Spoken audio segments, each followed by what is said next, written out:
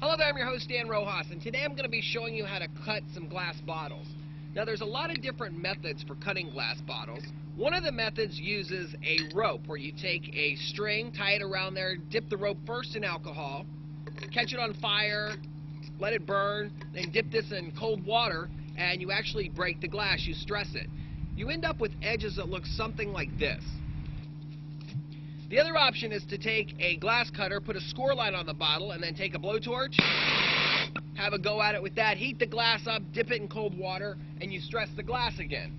Another option is to fill the bottle with oil, put it in the freezer, drop a flaming object into the oil, cause the oil to heat, it cracks it.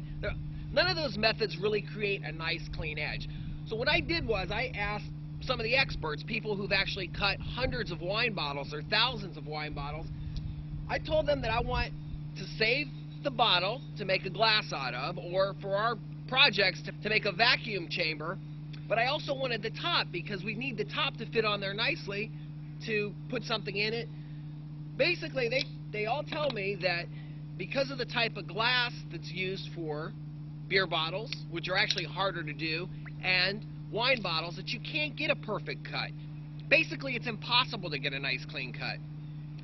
Well, I want you to see something. So this is a combination of the burning rope and a score line. You can see that you end up with edges that look something like that.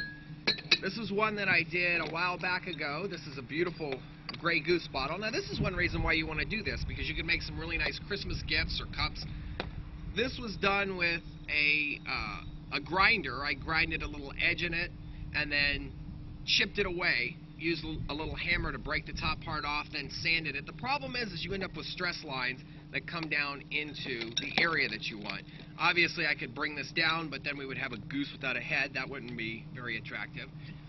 So I showed this to one bottle cutting guy, and he said this was excellent work. Actually, you can see that we got a nice edge around there. And generally the rule of thumb is it takes about anywhere from 10 to 25 minutes to an hour to finish a glass like this, depending on how good you are. Now beer bottles are probably the hardest thing to do, and you can see this was done with the scoring and using a blowtorch.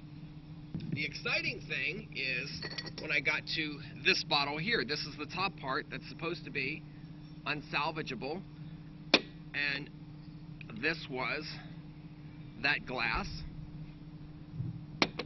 As we come closer over here, you can see that this one is really good. There's just maybe, if you want to make a cup, maybe 5 minutes of sanding at the most to finish this edge. This fits on here nicely. This glass is very difficult to do. That fits on there near perfect. And my favorite is the Absolut bottle. This actually, if you put force there, will hold water and won't leak at all. This fits together perfectly. It fits like it's a perfect cut. Why? What? Really? So this fits on there perfectly, and this cut is pretty easy. So what I'm going to do is show you. What I have here is a wine bottle cutter that I got off of the internet. Now this cutter was about $45. It's got something to hold the bottle up there so you can turn it, and you have a glass cutter here. In a future video, I'm going to be taking these rollers and making a setup. You could probably use roller skate wheels or just about anything. You want to be able to just set the bottle in place and be able to turn it and use a regular glass cutter, because that's all that this is. It's just a regular glass cutting head. Put a score line there and a score line there so you can make tubes out of bottles like this. For now, I'm going to be showing you with this one. Now, it's important to mention some of the common mistakes that most people make when they do this. They recommend that you oil the glass and everything's cleaned perfectly before you start. I found that that's really not necessary. Now, the biggest mistake that people make is they put too many cut marks into the glass. They feel the deeper they cut it, the better off it's going to be. So what you want to do, I'm just going to zoom in on this. So what you want to do is make sure that everything's nice and firm in place. And that's all you need right there. That score line right there is going to be exactly where the glass cuts. This is the point where people who know how to do this and somehow end up with results that look like this, don't understand the properties of glass. They'll take a high-intensity blowtorch, and they'll heat the bottle up, then they'll dip it in water to shock the glass. A blowtorch is just way too powerful. What you end up doing is causing stress all throughout the glass. You just need it right there. Now, if you've ever had a cup of water, made a cup of tea, and you put hot water in the wrong type of cup, you may hear the glass stress and crack, and you actually will put fine lines in it. That's all you need to cut a wine bottle. You just need hot water. You don't need a blowtorch. You don't need a flaming stream. You don't need anything that intense. Glass is very sensitive to temperature changes. So we want it to break right on this score line. If we overdo it with the heat, it's never going to break there. It's going to do something like this, where it breaks in all different places. So I am going to get some boiling water, and I'm going to pour it right along this edge. So I am at my shop sink right now. I have the bottle. I have a stream of water running. This is cold water, okay? I have a flashlight set up. This just helps me see where the glass is actually stressed and cracked. And I have a teapot full of hot water. The cutting device that I use to cut this comes with a little hammer that you can tap and shatter the glass and end up with fragments, and then spend a half hour cleaning it up. That's pretty much worthless. What I'm going to do is show you what to do. You slowly, it's a good idea to wear goggles when you do this, just in case something strange happens, but you take and you pour very little hot water. You slowly heat the bottle up right on that line. You just pour it lightly, slowly, slowly, and then once it starts to heat up the glass, then you go a little bit, and then you just run cold water over it.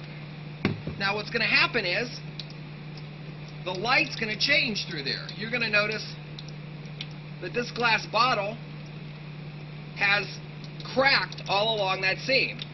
So I'm going to do it again. You just go real slow. Little bit of water, let the heat build up, and boom. There you have a perfectly cut glass.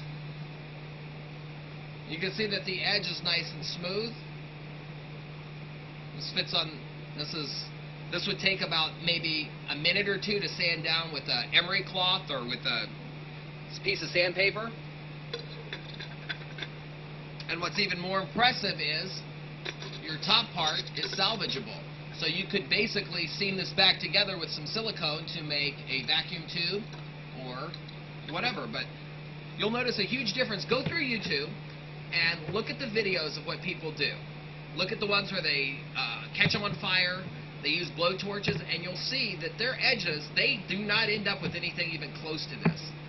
This is a one-shot deal. This, you could probably do 20 of these an hour if you got really good at it. And it's a great way to make Christmas gifts and recycled glass. Another water bottle that I just did. This literally took me 30 seconds to cut. It is score, hot water slowly, and you're done. And nobody will have a cut that nice. You can get, they say that you should expect about a 50% success rate when cutting bottles. I'm actually at about 95% with this method. The only time that you're ever going to mess up is if you do too deep of a cut, or you go over the same area too many times, if your water is poured on too fast. And when you pour the boiling water on that cut, lightly, slowly, that alone will do it. I mean, it just instantly stresses the glass and pops it perfectly. This can go back together. This will hold. I'm going to fill this up with water to show you something.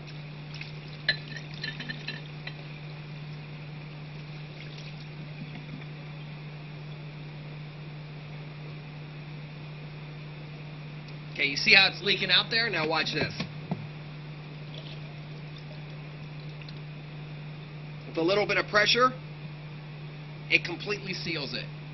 Seals it right back up. This will hold water for as long as you keep it on there. And then if you let the pressure loose, of course it comes out.